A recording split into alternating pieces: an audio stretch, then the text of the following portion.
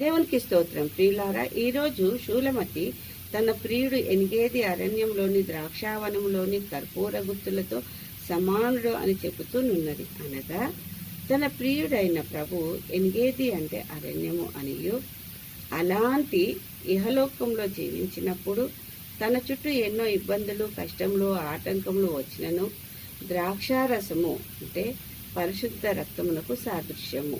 అయితే ద్రాక్షావనములోని అనగా పరిశుద్ధ స్థలములో నుండి అంటే పరలోకంలో నుండి పాపంతో నిండి ఉన్న ఈ లోకంలోనికి వచ్చినను తన చుట్టూ ఎంతో పాపము ఉండినను కర్పూర గుత్తులతో అనగా ఇక్కడ కర్పూరము దాని సువాసన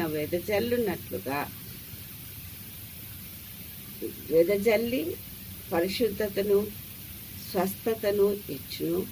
అదే విధంగా తను కరిగిపోతూ ఇతరులకు వెలుగునిస్తుందో, దాని కాంతి కిరణములతో చీకటిని తీసివేయునో, అదే విధముగా వెలుగై ఉన్న ప్రభువు ఎనిగేది అనే ఈ లోకంలోనున్న మనము కూడా మనలోని భయములను, ఆందోళనను మొదలగు వాటిని తీసివేయుటకై ప్రభువు సిలువలో తన ప్రాణమును అర్పించి మనల్ని క్షమించి తన పరిశుద్ధ రక్తము ద్వారా పరిశుద్ధతను ఇచ్చి కర్పూరము తన సువాసను వెదజల్లునట్లుగా ప్రభువు క్షమించి పరిశుద్ధతను ఇచ్చి శాంతి సమాధానములను మన జీవితంలో వెదజల్లి పనికిరాని ఘటములైన మనలను ఇంపైన సువాసనను, శాంతి సమాధానము, దీర్ఘశాంతము, ప్రేమ, కరుణ, విశ్వాసము, దయాళుత్వము అను వాటిని ఇతరులకు కూడా రుచి చూపించినట్లుగా మనల్ని తయారు చేయండి.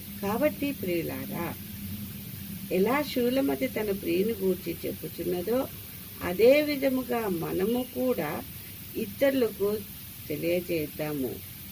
ఆయన మార్గంలో నడుద్దాము. ఆయన మన ప్రియుడని మనము ఒప్పుకుందాము. మనము ఆయన ప్రియురాలుగా ఉందాము.